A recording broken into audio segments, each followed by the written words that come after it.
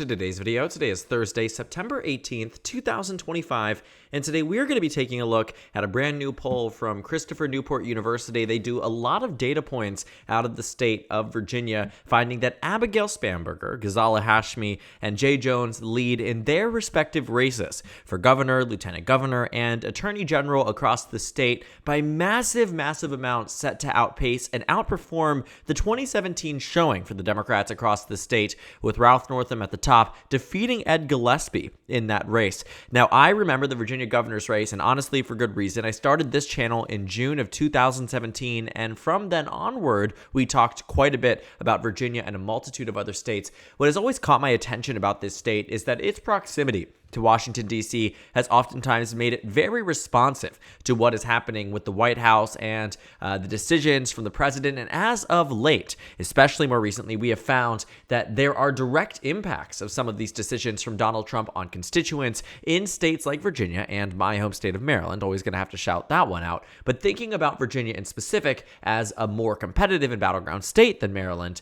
it has found itself in a very weird and precarious situation in this cycle of being the first real election that might have the ability to push back against a president whose approval rating is dropping. And in the state of Virginia is finding that a lot of the decisions that this president has made has had direct negative impacts on a lot of the voters across the state, to which it has resulted in Democrats taking undeniable leads. I mean, the extent at which we have seen Abigail Spanberger lock up this race with months and now weeks left to go in the campaign season has been nothing short of an accomplishment for the Virginia Democratic Party. Coming off the last cycle, Virginia Democrats lost the governor's race with, in this race, it was Terry McAuliffe running against Glenn Youngkin, to which Virginia went from being a state that Biden won by over 10 points to Republicans by 2 just 1 year later. It wasn't even enough time for a midterm cycle, and it really worried Democrats across the state. I made them look and see that maybe 2025 would be competitive again, even though Donald Trump had been elected president. They look at this and they say Virginia might be more competitive. But as of recent, we have found Virginia to become increasingly more Democratic, and this most recent survey is the first one in quite some time, actually, to show Abigail Spanberger with a pretty considerable lead. And considering that the last time Christopher Newport University released a poll in the state was all the way back in January, showing Spanberger with a 5-point advantage, a 7-point increase isn't too far off from what we can expect in this state. And thinking about what it is translated to across the rest of the state, well, first of all, Ghazala Hashmi leads John Reed in the lieutenant governor's race by 11. Jay Jones leads Jason Miyares by 7 points in the attorney general's race. These are races that Republicans all won 4 years ago, that were competing and are contesting this cycle, that are very much going to get blown out of the water in this race. And it really isn't just this one. When you take a look at what's happening in the Virginia House of Delegates, Democrats have a 93% chance of winning the chamber. 7% for the Republicans, 93% for the Democrats. Can you imagine if there was any election where, we knew this result so far in advance? Even in 2016, when everybody said Hillary Clinton was going to win the election, 538 still had Donald Trump at a 33% chance of victory. So this is far more than what a Trump-style upset has brought forth in 2024. Donald Trump's chances of winning were 49%. If I was, running for president, I'd love a 49% chance at winning, because that's practically a 1 in 2 shot that it happens. But in this race, it's less than 1 in 10.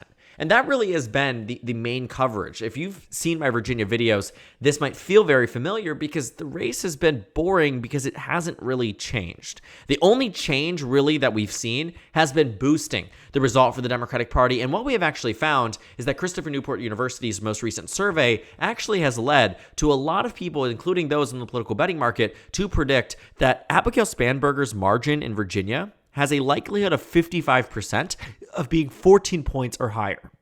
A massive uptick from where it was in 2017 for Democrats, where it was in 2020, obviously, for Democrats 2021, and even 2024 when Kamala Harris won the state. This would be a massive overperformance. And that's what this data really is suggesting. And when it comes down to what voters care about in the state, you have to think about it this way too.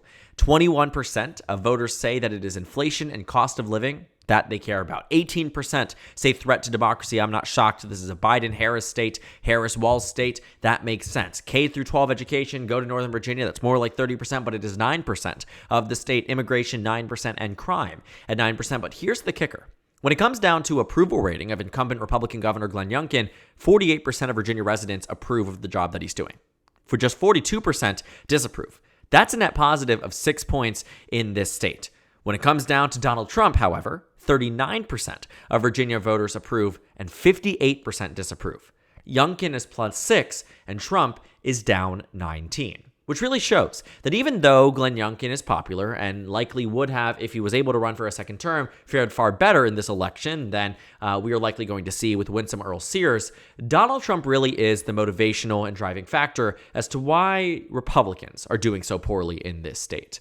And when it comes down to the broken crosstabs, you're going to find that, we can actually take a look at it here. When it comes down to the governor's race, independent voters back Abigail Spanberger 55-32.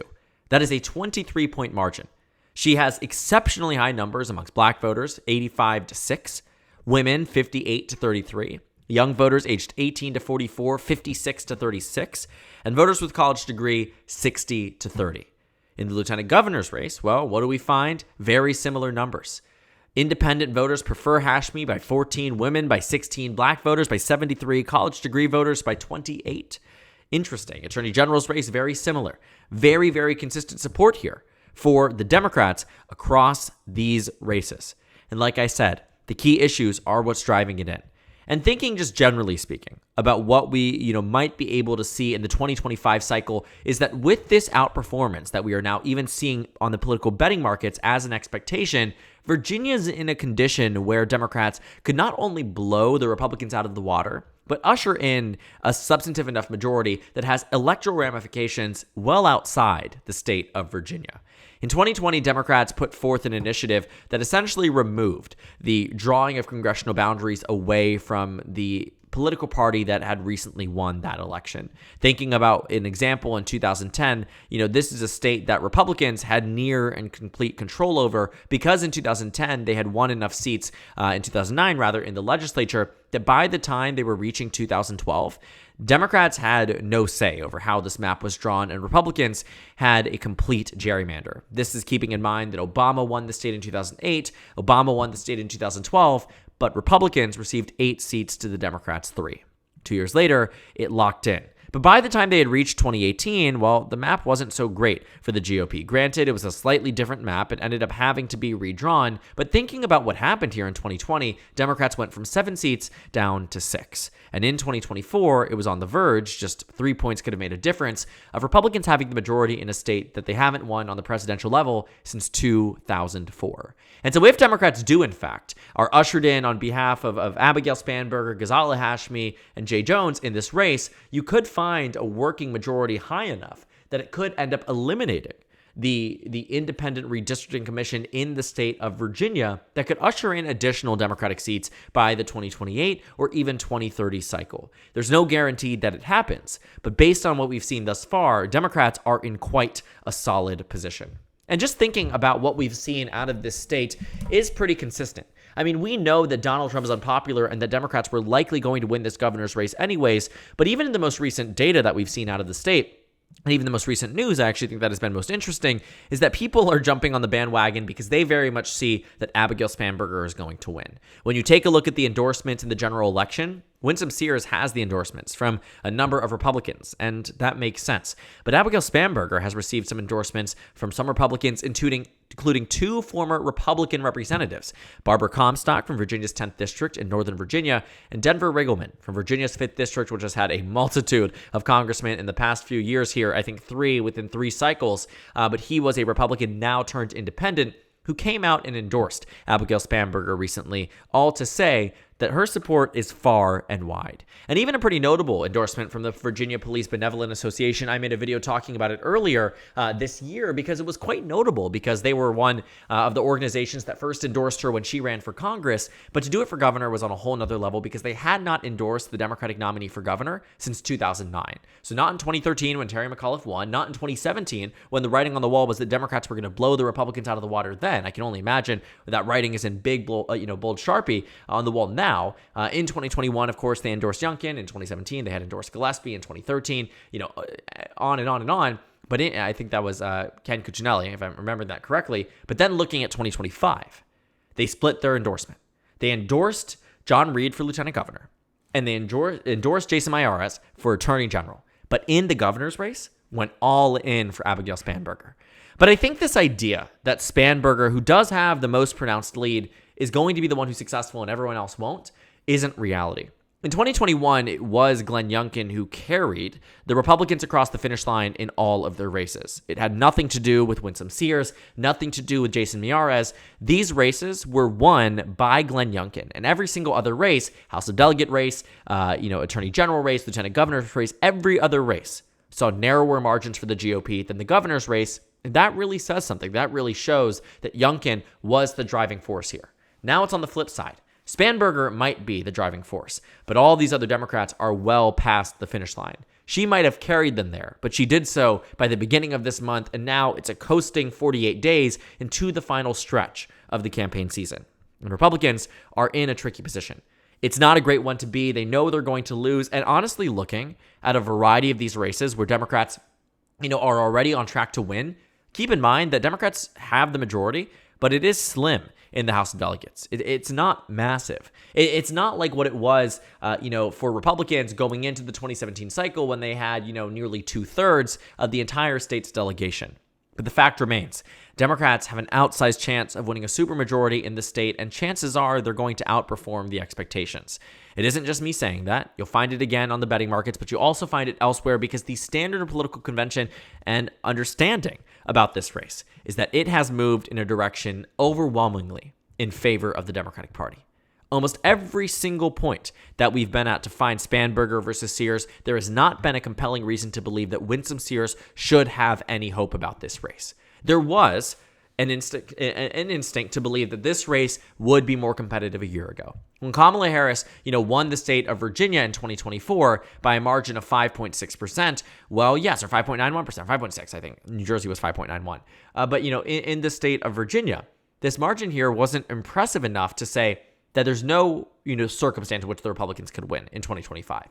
It could have happened with the right person, the wrong Democrat, but that obviously wasn't going to be the case, and the national environment would have needed to be so much more subdued in comparison to what it is right now, and Donald Trump's approval rating would need to be significantly higher. Very obviously, that approval rating has not changed and has not moved to be significantly higher. In the state of Virginia in specific, we can actually track this on the economy. We'll talk about it in a video tomorrow.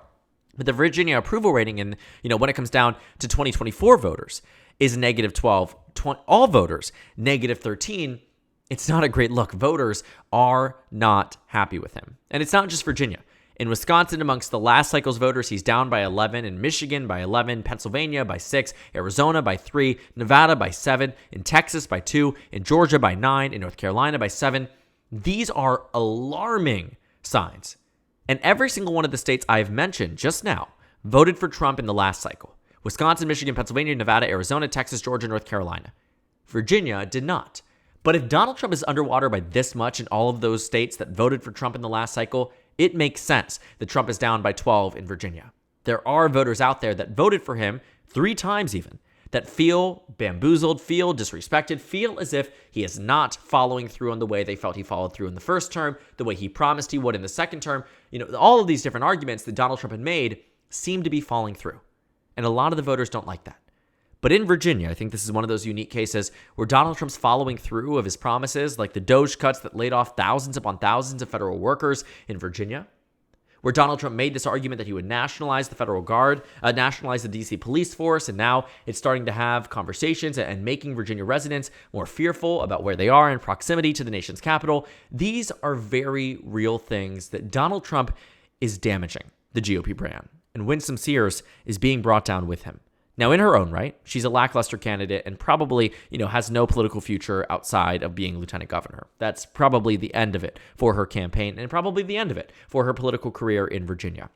But as it stands right now, this race tends to be one of the ones that will be the first real pushbacks against Donald Trump and the first real chances for Democrats to turn up and turn out in a lot of these races that maybe we haven't seen before. And as much as these special elections have been immensely strong indicators for Democrats that they will perform well in the upcoming cycles, as it stands right now in Virginia, the result we will likely see come November will likely be significantly more expansive than that of Democrats in the 2024 cycle and arguably even under Donald Trump's first term. And it will be very fascinating to see what that force looks like, what the result is, because it is arguably right around the corner with less than 50 days to go. So thank you guys so much for watching this video. Make sure to comment down suggestions below. Subscribe on the left if you haven't already, and check out the Instagram and Twitter. At the bottom left of the screen, there's also a Discord server for you to go ahead and join. On the screen, there's a video for you to watch, and then a playlist for my 2025 election analysis videos. Again, thank you guys so much for watching, and I will see you all tomorrow.